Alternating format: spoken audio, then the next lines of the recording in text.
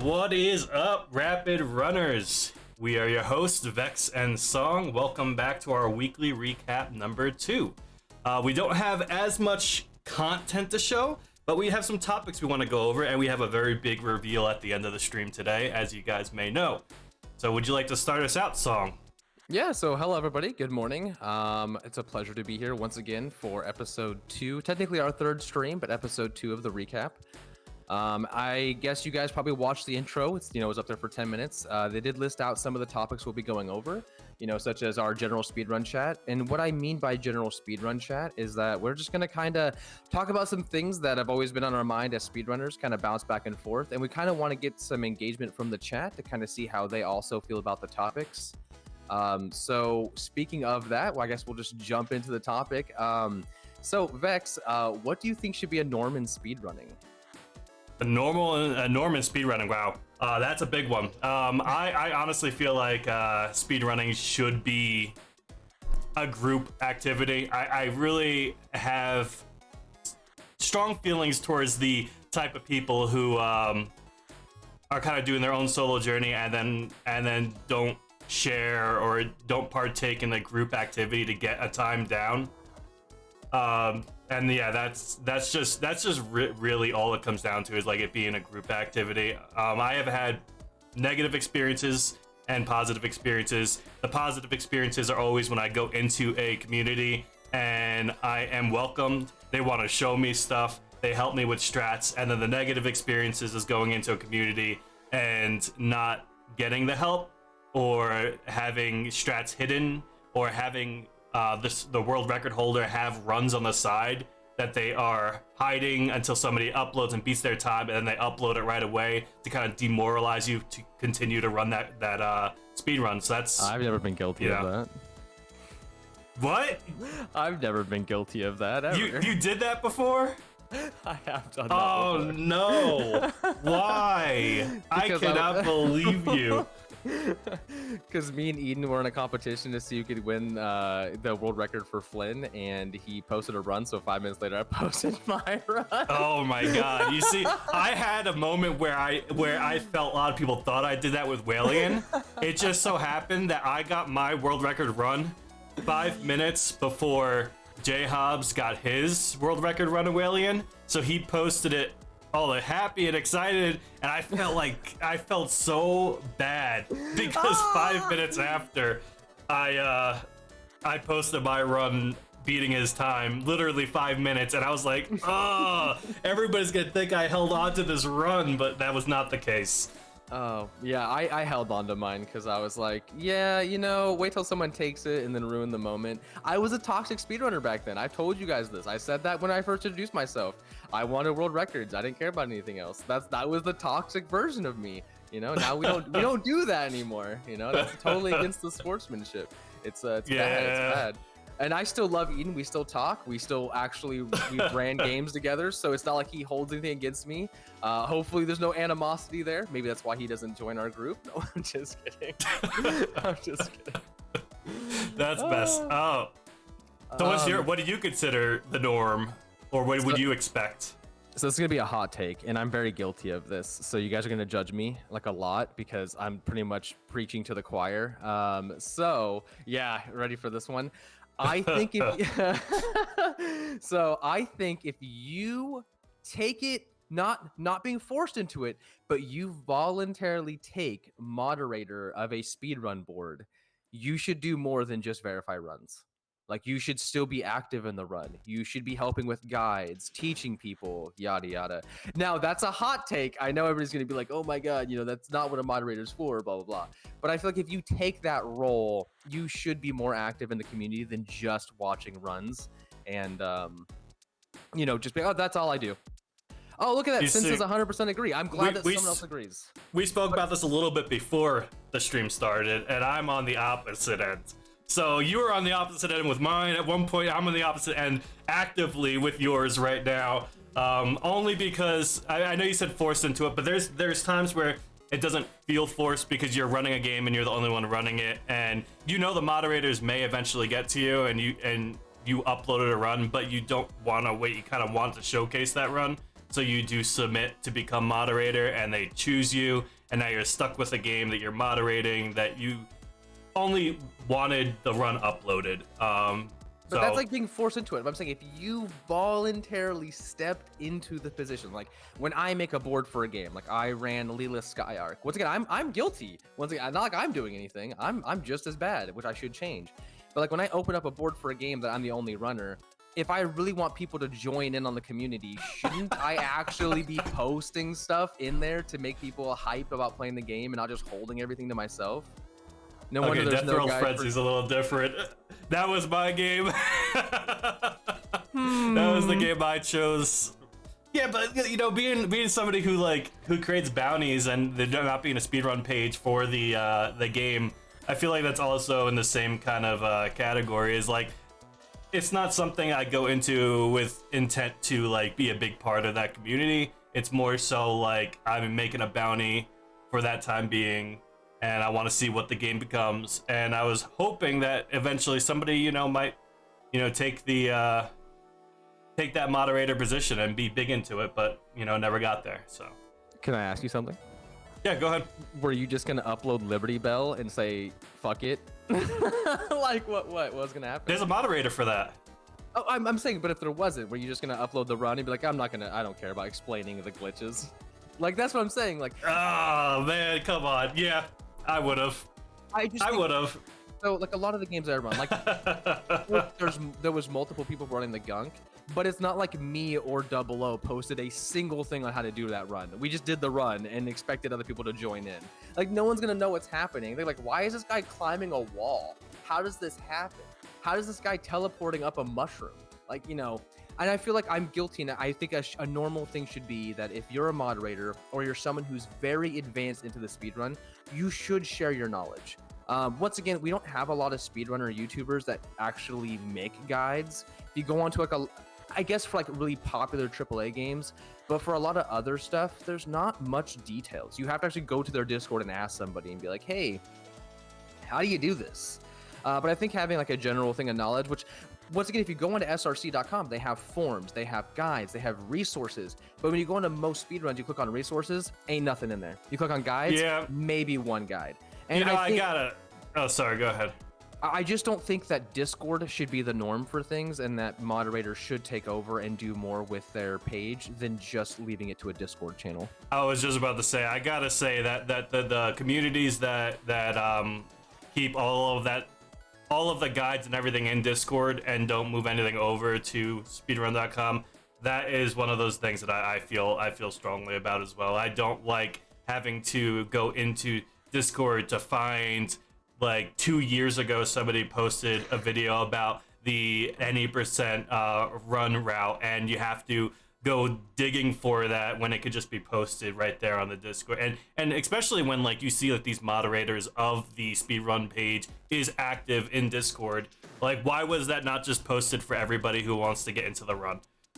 So yeah, and we actually just had a conversation about, I mean, this would be a cool topic that we didn't talk about previously, if you don't mind. Yeah. We had a conversation about a specific speed run recently where people were against a specific type of run and would not approve the category that there was numerous people that had interest in. Do you remember which game? I do not. I don't know if I should say, because I don't want to call out anybody. I mean, once again, it's just open. We're not bagging on anybody. We're just discussing big things. Oh, ukulele. That's what you're talking about. There we go. Yeah. Oh, I hit immediately. So yeah, ukulele was a community where, you know, if you want to run the game, sure, but they weren't just going to open up categories for one person. But if you go onto their boards, there's multiple categories with just one runner. Like no one else is running it. It just made no sense, and it feels like people were very excited to run. The category where they didn't have these terrible, like, annoying glitches. Honestly, that's what I think of it as. They're glitches that are annoying to do, and people don't want to run that. And then you see in the past that people had interest to, you know, have a category without that. And I would have ran the game if there was a category without it. But, you know, seeing them just turn down somebody who asked in the past to have that category makes me feel like, well, I mean, that person's not there anymore. If I ask, I'm just going to be that one person again. And they're not going to do it. And there's probably interest there that isn't is, people are never gonna see because the community just doesn't want that for some reason, and I can't understand why. So my thing is also, even if you don't want on your boards, that's why board extensions exist. You don't have to put it on your main boards. You can literally make a board extension. So I agree with you. I think gatekeeping any type of run, like when Xanaru probably knows this one. I know he's in chat right now. But when we did Kit's Quest, which is a 3D platformer where you play as a fox, one of the runners named Clash made a category called soft lock %, where you literally just tried to soft lock your character as fast as possible. Oh my God. And the dev was so for it that they made it onto the board because they didn't want to gatekeep him from doing stuff. So he's the only runner, but they literally have a percentage called soft lock %. So I mean, it's super cool to see that there's multiple different types of runs that get accepted. And to kind of segue off that, speaking of runs, what is your favorite run that you don't run yourself? Okay, so I have dabbled in the run. I tried to start running it. They made a PC port on OpenGoal. It's called, well, everybody's gonna know the game. It's called Jak and Daxter. I absolutely love Jak and Daxter.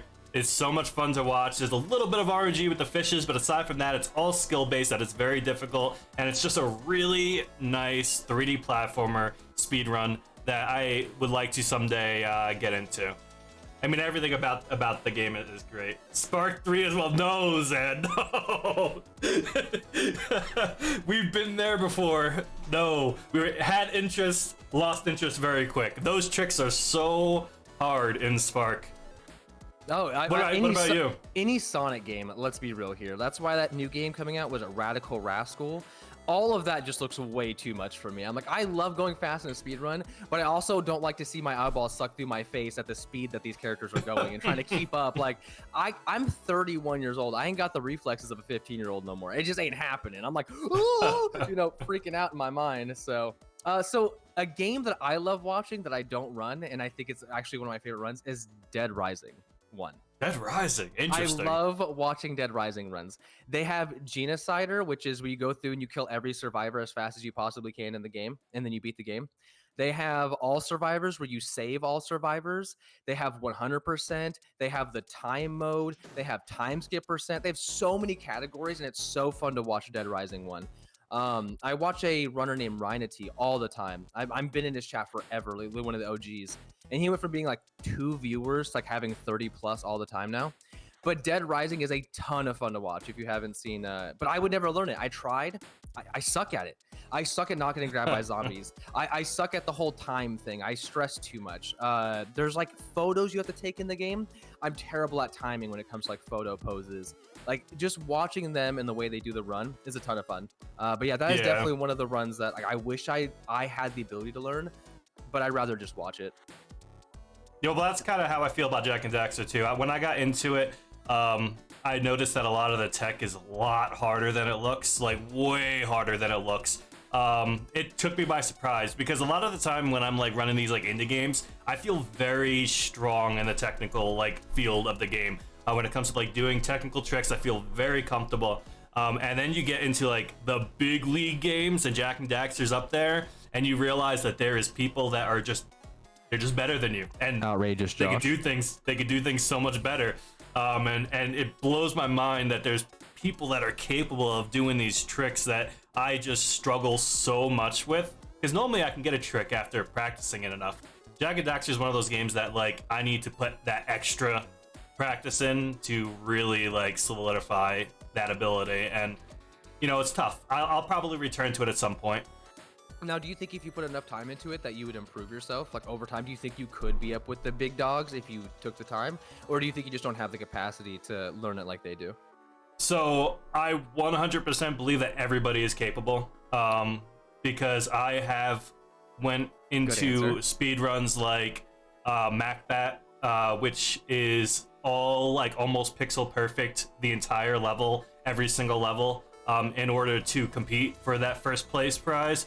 And it's like one of those things where you are so demotivated every single time you do the run because you realize that in your brain you did it absolutely perfect, but you're still behind by like milliseconds, not even full seconds. you get that 0.2 red and you're like, oh my god, why? And I pushed myself over and over and over and over to just maximize my movement, and I feel like everybody can eventually get there. I do think it may take longer for other people to get there, depending on, you know, your skill or even how you feel about that game specifically.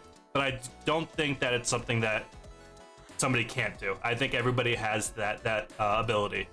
That is such an amazing answer. I'm glad that's the way you answered it, because this kind of goes into not calling you out in Forged at all, but when we were talking in the Discord the other day and they were kind of downing themselves with their ability to be a runner, and I'm like, you're an amazing runner.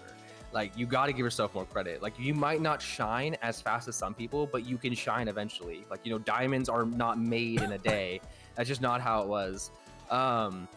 So kind of another segue into something, because we're talking about, you know, bringing yourself up and, like, you know, anybody can do it.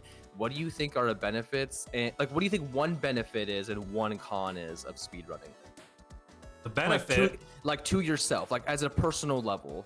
Yeah, that for me, that's an easy question.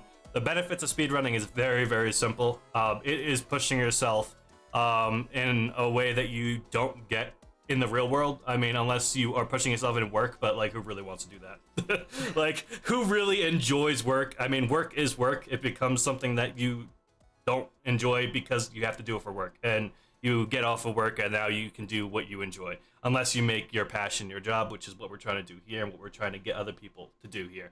But aside from that, speedrunning, I mean, it's all about getting past that mental block. It's so easy to like push yourself to a point and say, okay, that's my limit. But then you see somebody beat you, so obviously that's not your limit. You can go further, you know? Somebody beat you, that means that there is improvement to be made, and you're pushing yourself mentally to just grow. And then as a negative, it can become very time consuming. It can take a lot of your, you know, daily time, and I don't know, like, sometimes it feels like, you know, is gaming really that important where it's taking up most of my life? To me, I think it is, but it is a negative because there's other things I could be doing that would be considered more productive. But why would doing something I love not be considered productive in my mind? So I do see a negative. I can be out there going to the gym, getting in shape, getting more, you know, putting more time towards like my diet or things like that, and that's all stuff I can integrate with you know, my speedrunning. But it's kind of hard when you feel like it may be more important to throw more time into the run and get a better time or practice instead of setting time aside to go to the gym or to set out that diet plan that you want to, you know, set up to get better, you know, healthy in the real world. And, you know, that's where I see the negatives kind of, you know, come in. I do agree with you. It is time consuming. But I do want to kind of bounce off some points where you were talking about, like, it's something you could push yourself that's, you know, not, and then you kind of brought up work. So another way that I like to push myself outside of speedrunning is that I run in real life. Like, I go run the track. Like, I like doing marathons. I love running. I know a lot of people will never like running marathons. Something about running 26 miles feels good to me. I don't know why. But like, that's another way that I push my times. Like, I want to get my PB on that track. Like, when I go back to the Bridge of Gods in September, I want to beat my PB. Like, that's what I'm looking forward to. But speedrunning is an all year round thing. I ain't gotta wait. I can come home and be like, I'm gonna push my times. I'm gonna better myself. So I agree with you 100%. It's something you can push back that mental block that I can't do anywhere else. I can't go outside and have like, oh, I have this mental block where I'm a bad driver. I guess I better improve my, like, you know, that's not like something I think about. But like, when I come in home and I want to speed run, I'm like, I have an extra 30 seconds I can save. It's like I'm playing a game. I have a sport. My reflexes are getting better. My memory is getting better. My consistency is getting better. And not only is that going to travel over into like another game or something, it also affects my real life. I become better at organizing things at my work. I become better at managing my time at work. I understand how to get things. I can lead a team and understand like what is going to take the longest and what is not, just due off of experience and knowing how to time things in my brain. It's actually carried over to many other things in my life other than just speedrunning. So to kind of bounce off that. Now you're negative, so I kind of experienced that where after marathon season, I'm lazy. I'll eat. I'll sit there on my chair. I don't give a shit. I don't care. I don't care. So what I did is I got a standing desk and I got myself a desk treadmill. So sometimes when I'm speedrunning, you guys don't even know it. I'm literally walking on a treadmill while I'm speedrunning. You guys just don't know it. I kind of need that. Yeah, I literally have my treadmill at 3.2 miles an hour, and I'm sitting there walking while I'm speedrunning because I help burn my calories. I also try to make sure I replace my snacks with. I post in my Discord all the time. You guys will always say I have yogurt, strawberries, bananas, granola, and grapes. I love. We need feet cam. Get out of here, Xander. Actually, give me 1 second. Give me 1 second. I'm not gonna show you my feet, but give me 1 second. So while he's doing that, I also he brought up a fact that the song of treadmill. Oh my god! All right, he's back. Never mind. This is oh my god! It's just a small desk treadmill. I know it's blurry because I have the filter on, but I can put that under my desk.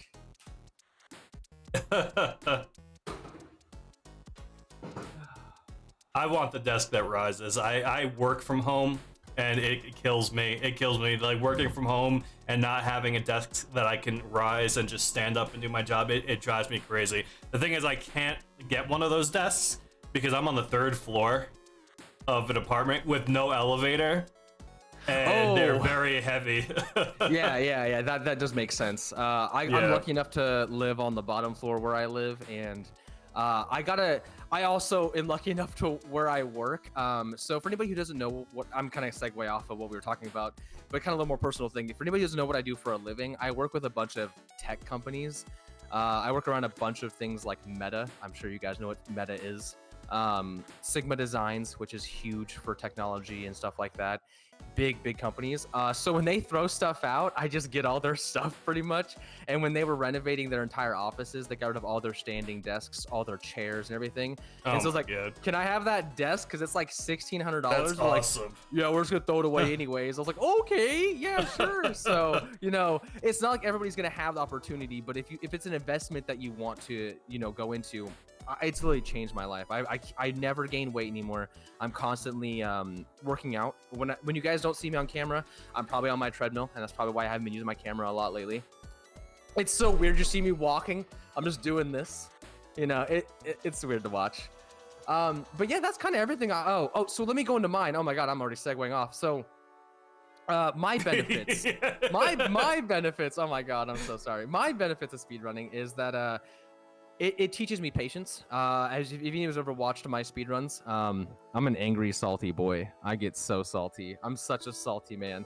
But I used to be worse. I'm just a salty person. I don't know why. I get angry. I like to cuss.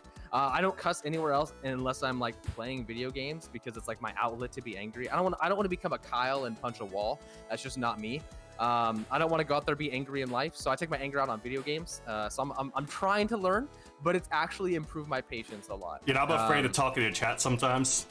Yeah, I'm not even kidding. I'm afraid of talking to chat sometimes. I'm like sitting there, should I say something? Because if I say something and he looks at chat and he messes up, he's gonna blame the chat for reading the chat. I never blame the chat. I blame you myself. say reading the chat. Yeah, but it's not chat. It's literally me looking over like this, and then my game's over here, and I'm like reading the chat because I'm like, oh, people, and all of a sudden I look over, I'm driving my taxi off a roof. I'm like, why did I that's like looking away while you're driving, like you're just like, so they're driving, on the freeway, and you look down at your phone for like 10 minutes, you look up and you're just like killed like 10 people. It's like, I that's the kind of stuff that happens in my spirit. I have one brain cell and I lose track. I'm like, God, no, why'd I do that? I should know not to look. But yeah, I'm trying to learn patience. That's like one thing I'm hoping it pushes me to. Now the con, and I think a lot of speedrunners have this, and I've noticed in many speedrunners chats, people I've talked to, just things I've seen, I think 90% of speedrunners have imposter syndrome. And if anybody's know what imposter syndrome is, it's that mental voice in your head that tells you that you're not good enough, that you're not going to succeed, that you're not going to get that time. There's going to be someone always better than you. It's just that one voice that's just always there, and you have no way of turning it off. But I've seen so many people doubt themselves. I've heard people doubt themselves. I've doubted myself. And I don't know many speedrunners who do not do that. But I think there's one negative that people do get from speedrunning is that you start to form a mental image of your worst enemy, and it's you. Because technically the only person you're competing for in speedrunning is you. Because like the only person doing the tricks, the only person losing time is you. So you start to get that person that's just always nagging you in the back of the brain. And I think that actually develops from the kind of competition we do, especially since we chase leaderboards. We're not just doing this to like better ourselves. Let's be real here. A lot of people are chasing the leaderboards. Like they want to be top 3. They want to have that symbol next to their name. So that's my negative outlook on it. Is I think people push themselves too hard to the point where they build a literal bad version of themselves in their brain. Yeah, I mean, I guess I know before the stream we talked a little bit about this and going over what imposter syndrome is, just like a bounce off, you know, your negative there. But I feel like it may be like a linear scale for me, where if I am running a game that only has, you know, probably about 15-20 people max, I'm feeling comfortable. But as soon as you get into like games like SM64, the reason why I don't run Super Mario 64, which is one of my favorite games of all time, is because I guess imposter syndrome. I start running it and instantly I'm like, I can't do what these other people are doing. I can tell you guys right now, without you guys knowing, for 2 weeks straight, every single day, I tried learning the Super Mario 64 blind run, where you are blindfolded. And there was a point where I got to it, I was just, I can't do this. I just can't do it. And I told myself I can't do it, and I moved on.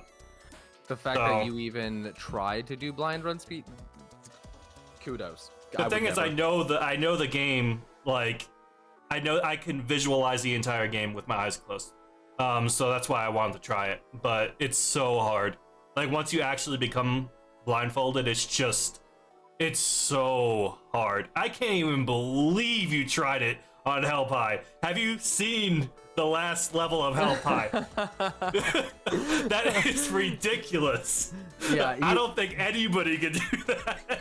Yeah, trying to jump on the little islands to get to the pie. Yeah, if I ever started that blindfold, oh my god. I can barely do that. Like, I'm the 90% world record holder for Hell Pie. I can't even do that like with my eyes open sometimes, let alone blind. Yeah, I would have to peel back your skin on your face to reveal that you're a task bot, because there's no way you're doing that as a human being. It's not happening. So did you want to get into the next subject here? Yeah, sure. Bounty updates. Yeah, sure. Do you want to join on this, or want me to jump on this one? So I've been hanging around the people who have been running Lunistus, and I know that there is some strats that is still to be found. I don't want to say too much because I don't know what, you know, they want to be said, but I definitely see improvement in everybody, and that run is still going on. So I mean, I don't know how much you know about the Lunistus speedrun, so you can take the reign here. Yeah, so I actually just kind of want to update people on what's been happening. So Gavin just got the first sub 21 on 1-1, which I think is really awesome. That's massive. Got a 20-second run on that level, which is huge. So really cool to see. I guess that is world record. Luigi got a sub 35. Which I think is really cool. What level was that? That was, I think, 1-2. Got a 34.94. But we have a few runners up in here. Also, Luigi found a really cool skip recently that allows them to save 5 seconds, but it's pretty tight. They do a really big long jump across a gap. I think it's in 1-1. Not sure if that's how they end up getting that record. Or no, actually it's 1-2, I think. But yeah, that was really cool to see. We also have a new runner, Mad Kid, who joined in, which I think is cool to see new people joining in. Even with this far into the event, we still have people joining in to see what they can do. There's still routing to be done. But yeah, so Lunistus is actually not going to end this weekend, so we don't actually have anybody to claim as a bounty winner due to the fact that it is a 10-day event. So we will be announcing the winner next episode, which will be on Sunday, along with the new bounty, which I'm not going to give it away, but I will say that is community submitted by our lovely Xanaru over there. And the game is fun. Yeah, the game's a blast. It's a lot of fun. This is how fun it is. I might give up Taxi for a little bit just to focus on it. Yeah, because it's a lot of fun. So, I don't know how he found this. Honestly, I was like, wait, what? He sent it into us, and I was like, how have I not heard of this? This has been around for how long? And I was just taken away. I was like, this is awesome. The movement's great. It's right up my alley. It's a good game. It's a good game.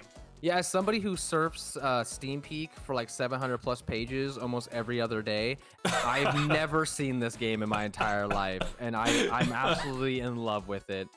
So if anybody's actually seen this game, I will be so shocked. It's so under the radar. Holy crap.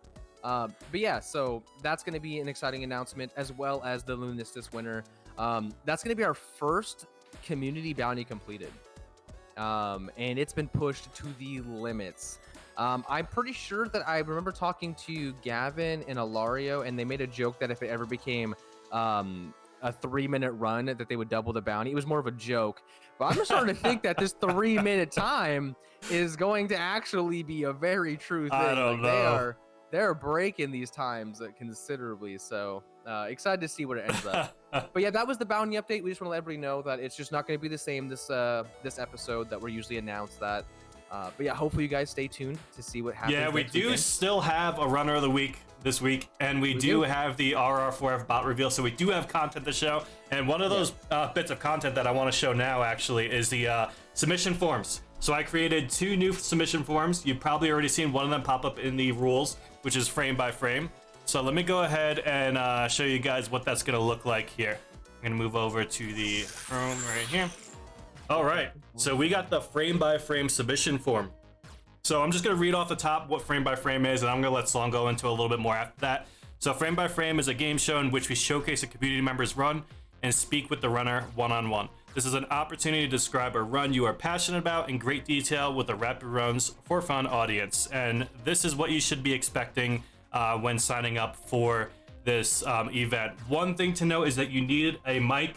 The other thing to note that I haven't gone over with Song, which is the perfect time for you to bring up right now, is will they need a webcam for this series?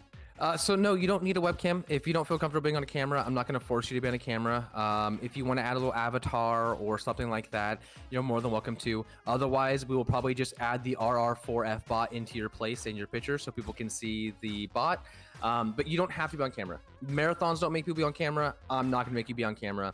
But I do need you to have a mic, and I need you to be comfortable talking. Like, I need you to not sit there and think for 45 seconds on an answer, like, type thing.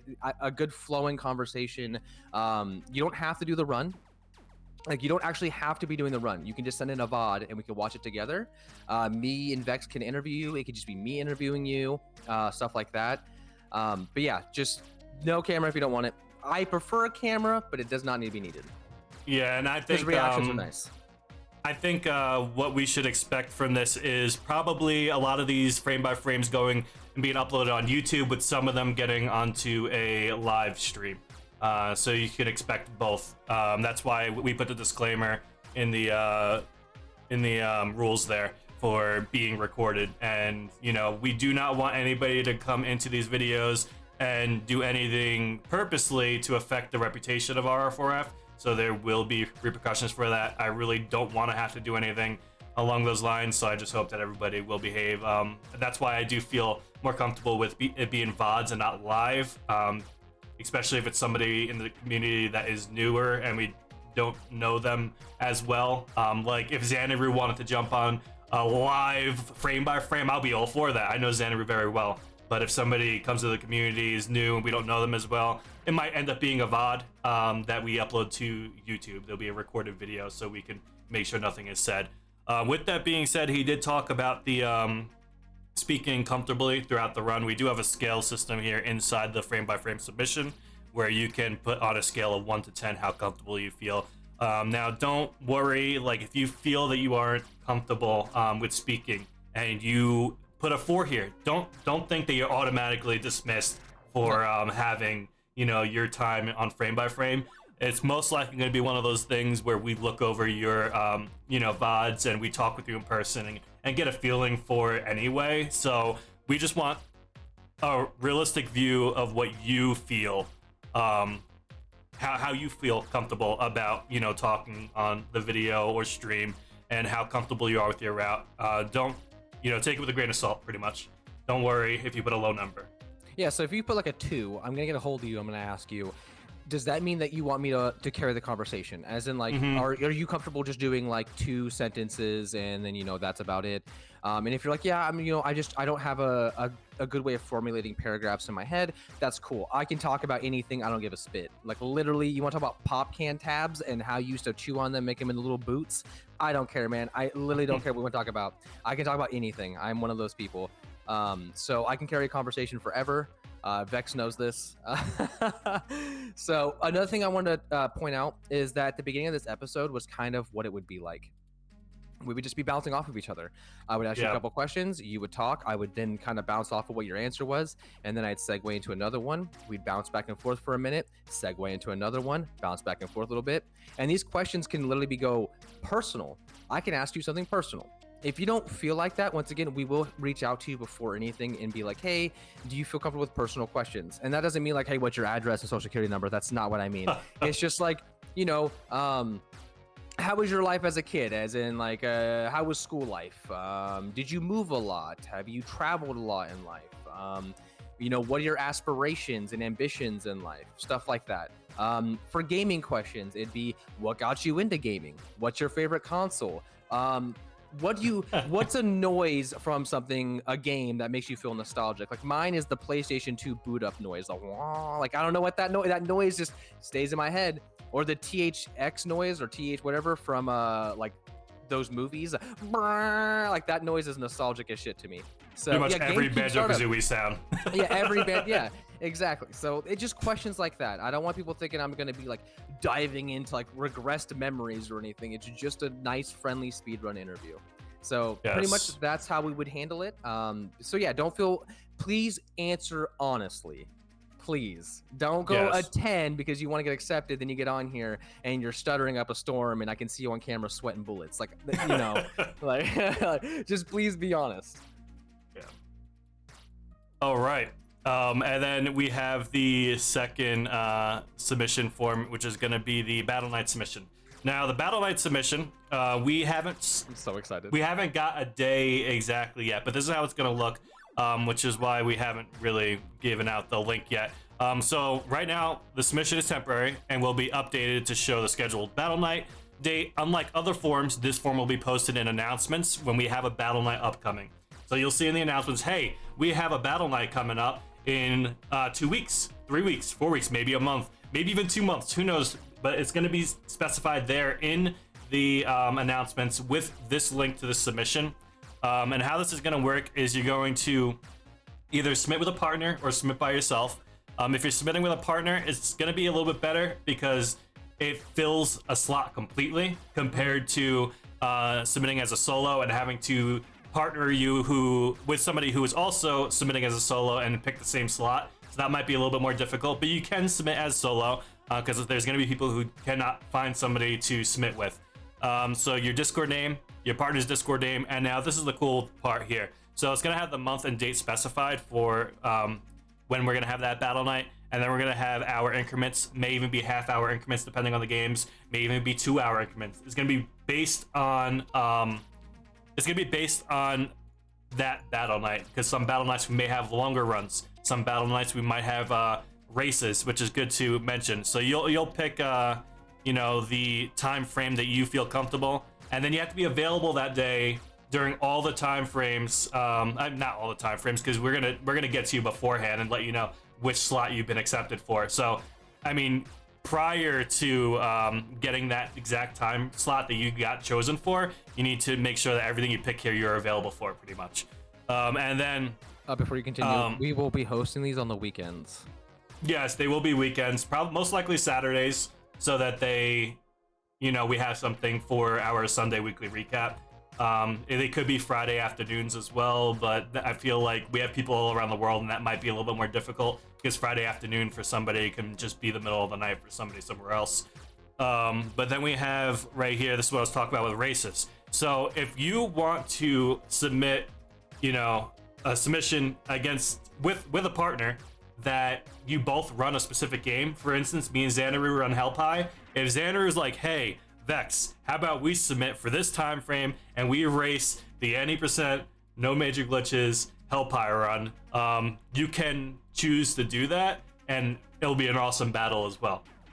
Obviously, both people have to be on the same page and want to do that, so that is something that you can submit for as well. Instead of it being just a random game, it could be a race. Yes, and these games, just specify, can be emulator, they can be itch.io, and they can be Steam, okay? If they are paid games, you are not buying them. I will supply keys to everybody who competes, just like I did last time. So if the game is $20, you are getting a free $20 game from me. That's not a joke. All of the Steam keys will be handed out by me. So you don't have to worry about having an entry fee to get into these. If I'm hosting these, I want to make sure the games are fun. I don't want there to be a price barrier for anybody. So just to lay that out there. I will free games. I will vet you. And what that means is when you get into these and you guys are doing battle nights, I will have you show me your Steam games. And if you have the Steam game, I will change it on the fly. It will be a game that you guys have never played and you guys have no experience in, and it will be an equal fight between two people. Yes. And the game that is going to be gifted will be gifted at the time that you're going to be running the game against the other person. So you have no time to prep. You also are accountable because you are there to actually compete instead of getting the game and then not showing up. You will be getting it at the time of the event, like right then and there, downloaded. Good luck, have fun, battle each other. It is going to be fun. We did these before, and it is so much fun. So what we will be doing too is we're going to update the form by adding an upload speed. So you can go to speedupload.net so we can see your upload and download speed. So if you have a slower download speed, we can actually modify that to make sure that we give a 30-minute heads up so we can get you in there so you can have the game installed in time. Because last time we did this, some people were able to install games in 2 minutes and some people it took 22 minutes. So we want to make sure that we know your upload and download speed so we don't waste time and have viewers in here for 15 minutes waiting for your bar to fill up to 100%. So, all right. And if you do have a very slow speed, we will not give you a download game. It'll be like a web game, something like itch.io or something. So it's not something you have to worry about downloading. There you go. So just want to get that out of the way. The other thing that I would love from every one of you, it doesn't need to be done. This is not mandatory. I would absolutely love it if during these events, if you can record your own playthrough with your mic if you're talking, so that what I can do is you can send me those videos and I can piece them together and make a really cool YouTube video. Obviously not everybody's battle is going to be on the YouTube channel, but if you want to record your videos and upload and send them my way, I can get a really nice edited video together of your battle, and it'll be a lot of fun. Yeah. So yeah, that's gonna be Battle Nights. My projection, just so everybody understands, my projection is that we want to have the submission form 100% done, so you guys can start filing out by this week, no matter what. And I want to host the first Battle Night in the beginning of May, so within the first 2 weeks of May. So yeah, there you go. That's the Fun projected stuff. to date. Woo! And so now we're on submission forms. It's time that we move on from talking about runs to talking about a runner. Vex, I think that because we talked about it and you had a lot of good things to say at the beginning, I would really like for you to announce who our rapid runner of the week is. Okay, so our rapid runner of the week, I'm not sure if they're here on stream, but if they are, I am glad to announce that our rapid runner of the week is going to be Inforged. Yes, Inforged is our rapid runner of the week. Yes. So I met Inforged in Pilfer. Inforged is such a nice person. Like, once again, it kind of like Zan, like what I said about Zan is like, if you don't get along with Inforged, I mean, there's something wrong. There's something wrong there. But no, Inforged is such a nice person. She really, she may talk down about herself. We've had that, recently, but we have seen over and over again that if she pushes the limit, she can compete with everybody else. So I hate to see her talk down about herself because she really has so much experience and is such a great runner. So Inforge, the reason why, one of the main reasons why we picked her for Rapid Runner of the Week this week is because we saw that she did what is one of our main concepts here in RR4F, which is building bridging that gap.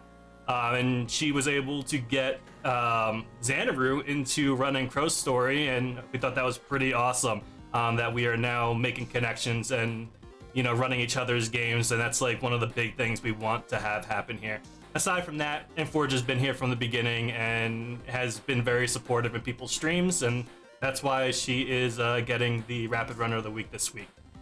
Yeah, and it's not even just Andrew. I've seen Dan jump on Crow's Story. I myself have jumped on Crow's Story to learn a little bit of it. But yeah, she's so friendly. She comes inside my chats all the time. I'm always lurking her YouTube. But yeah, the other day when she kind of brought herself down, I just want her to know that she's an incredible runner. The skill gap isn't there. You're not at your ceiling yet. Don't worry. You will get this world record. I believe in you 100%. But yes, congratulations on being the Rapid Run of the Week. I don't know if you're here, but if you're not, trust me, you're gonna know in a minute when everybody's hyping you up in chat. So she's probably already getting hype in the chat right now. Yeah. Everybody at Inforge in the Discord right now. Yeah, Rapid Runner of the Week. I'm actually doing it right now. Let me go ahead and give you guys Inforge the link to our YouTube in the chat right there. All right. Ooh, yes. Okay, I had to make sure I typed it in Discord. Inforge is gonna be like, "Whoa, I'm getting added so much." Oh my goodness.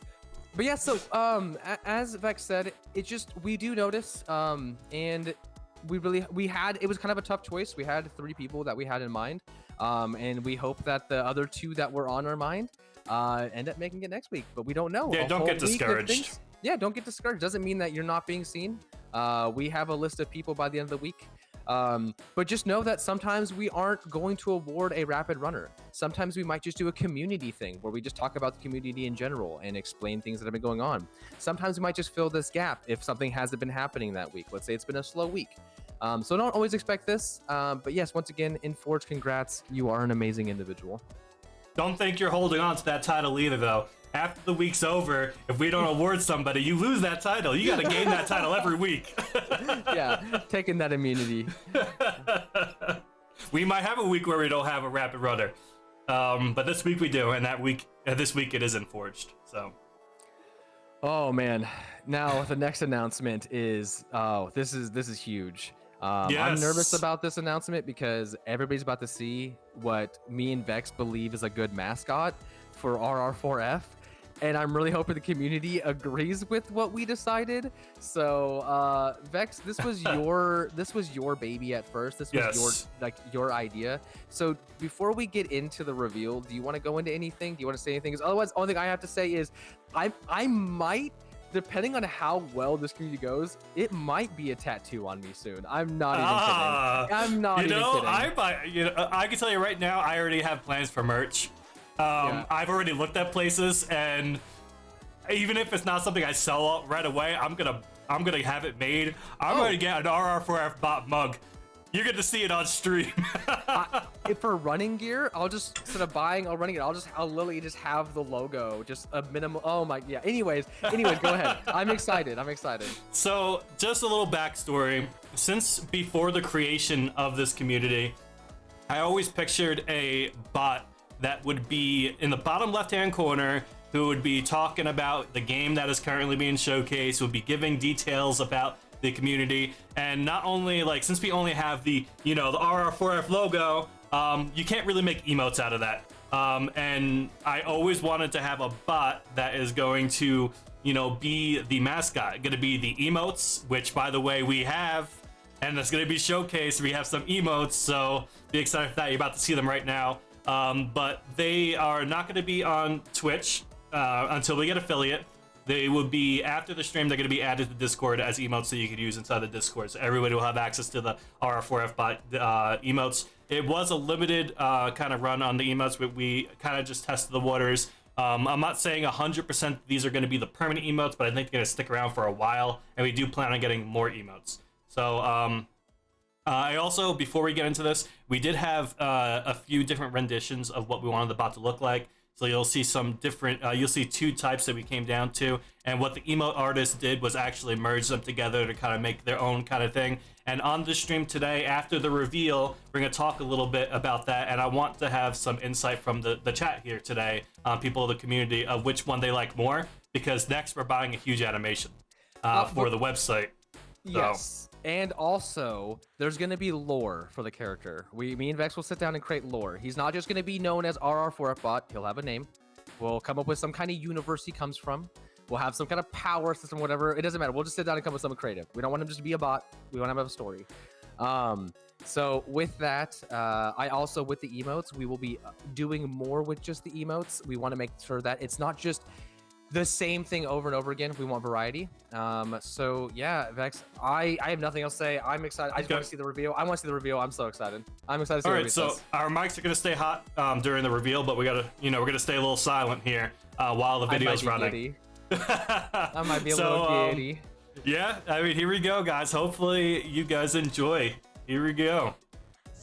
10, 9, 8, 7, 6, 5, 4, Dude.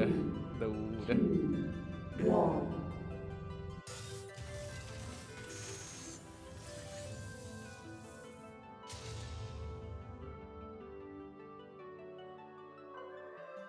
It's so adorable. It's so adorable.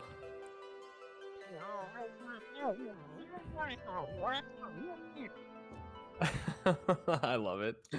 I love it. All right, so that is RR4F bot. I love the voice. Oh my God. I actually did that voice and then put it into Audacity, reversed it, and I did all this like robotics like editing. So that's actually me talking. It's kind of funny. Little backstory on the creation of the voice of RR4F bot. Really late. I was eating, but sorry, I don't mean to interrupt. Welcome in Forge. No Welcome problem. everybody. The Rapid Runner is in here. Everybody, make sure you at in Forge. Tell them congrats. Congrats in anyways, Forge. keep going with the robot. Keep going with our Let me get a congrats here. There we go. So as you can see, we have the original wow, I said Inforge. Well, congrats Inforge once again, but we have the original RR4F bot on the bottom left-hand corner. And then we have an edited version where we merged 2 concepts together to come up with that that color palette there on that one. And then the emote artist kind of took them and kind of put them together and made what's down there. And that's what we're running with right now. So these emotes are going to be put inside the Discord. You guys are going to have access to these in the Discord, not on Twitch yet. But what do you guys think? I want to know, which one do you like more? Which one would you like to see more of? Like, do you want to see more of the one down here on the left or the one down there on the right? I'm going to be buying an animation, so one of these 2 are going to be, more the style that we're going to go with for the main animation. So what do you guys think? Yeah, I would like to know the vote. I personally, because I'm a huge Mega Man fan, I like the purple one a lot. I like both. I think I would like the one on the right more if the colors were a little more simplified. So purple, yellow, and white. I mean, that's pretty simple, but yes, we can draw.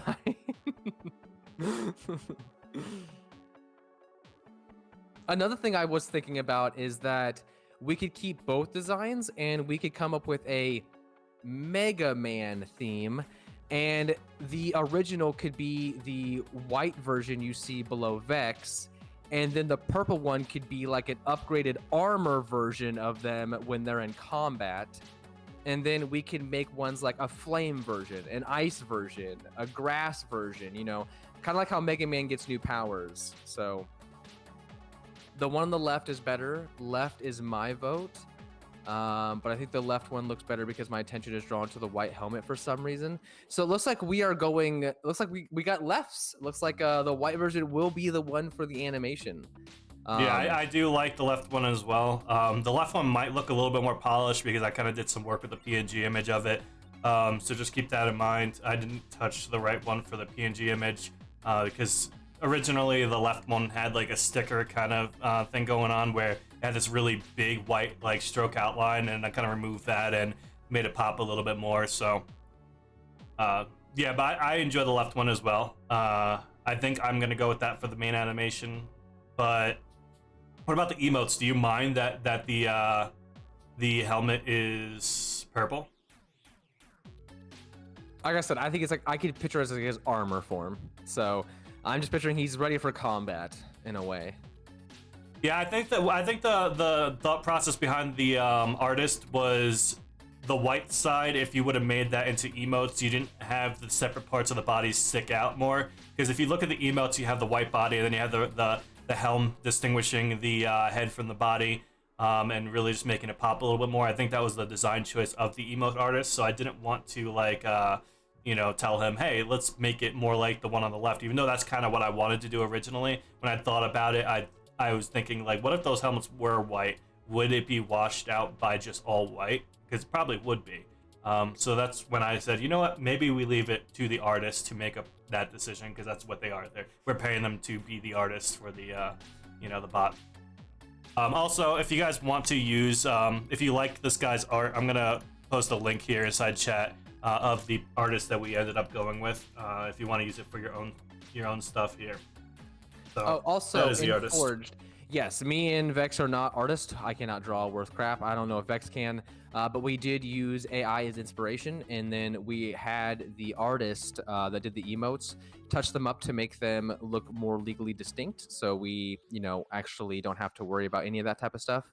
When we do get actual art and we start moving on with it, we will have them altered a little bit. Once again, we don't want to just copy straight from what was produced for us from the what we used. We'd rather actually make him look legally distinct. So we yes, kind of already eventually did a little bit of that by merging stuff together. This bot wasn't just an art that was generated and then left that way. As you can see, we have the two different types. We took completely different bots and then said, hey, merge this and make a single bot. And that's pretty much how we got what you see here. So yeah. So once again, we just tried to come up with what we could, and we went through many ideas. The first idea that I showed Vex was actually kind of funny. It was more lengthy, looked more like it was like a taller bot, was doing like a little peace sign type thing, where Vex had this idea of a smaller, cuter icon. And so we sat there for hours and hours until we eventually, this just popped up, and we agreed on it that it fits the community. It's cute, it's adorable, and it looks like a 3D platformer character. Like, you could see this in a video game. I could play this in a video game. I 100% could see it. Yeah. All right. So. Well, I'm glad that people thought it was cute. I'm glad that it wasn't like a, oh my god, this is terrible. I'm glad that. So that's awesome. A video game way. Video game, yeah, sure, maybe. Maybe really long down the road we may work with a developer, but that's only if we actually succeed as a community, which I plan this does succeed as a community. But we're gonna have a lot of indie devs coming in, and hopefully maybe a few years down the road, we are successful enough to say, you know what, we are a big marathon company at this point. How about we become a publisher and work with one of the developers that came into our community and make an RR4F bot game? Maybe that is something that might happen down the road. We never know, but it would be really cool, and we might, consider it at some point. So, and we actually talked about that. So yeah. Yeah, that's funny. We did bring that up right before this, which is kind of funny. Oh my god, but yeah, emotes coming to Discord, the bots revealed. You guys have Battle.net submissions that are going to be available. The frame by frame is available, so anybody who's actually interested and feels confident enough to take on an interview, please sign up. I would love to actually have my first person to sit down with. That would be super awesome. And once again, I think this is a very successful weekly recap. Even with the lack of like bounty stuff, had so much stuff that we can bring to you guys this week, and we plan on continuing to do that every week to the best of our ability. When is frame by frame? It'll be whenever somebody fills out the submission form. We will look over the form, see what the run is going to be, and then we will contact that person and ask about their availability, and then we will schedule around their availability. Yep, We don't frame by wanna- frame is active. I mean, Yeah. ongoing. Anytime anybody is interested, submit a form, and I mean that can happen that week for all we know. You can do it. You can do it whenever. Submit whenever. But as I said, please make sure you're honest in your submission, because it will just hurt you in the end if you're not, because it's going to be very obvious when you're not honest. So, but yeah, that was our week's recap. We discussed the run, that we don't have a bounty winner. We went over that we're going to announce the next bounty next Sunday, which is going to be an amazing run. Once again, something that you guys have probably never seen before. Submission forms. We went over the bot, runner of the week, and then we kind of had a general speedrun chat, which I hope that anybody who was here watching me and Vex bounce back and forth will get an idea of how frame by frame will work. But with that, I am ready to enjoy the rest of my weekend, get some runs in, talk to you all in Discord, and I hope you all have a beautiful rest of your day and the rest of your week. Good luck to everybody on your runs. Good luck on everybody with everything else. Yes, and expect those emotes to be posted not only in the announcements as big PNGs that you guys can use whenever, but also as emotes that you can use inside the Discord. Yeah, that'll be very soon, actually. Very, very soon. Yes. All right, guys. With that being said, thank you so much for stopping here for week 2 of the weekly recap. And yeah, you guys have a great day. Thank you, Rapid Runners. Have See a you good one, next guys. time. Be safe. Thank you all so much.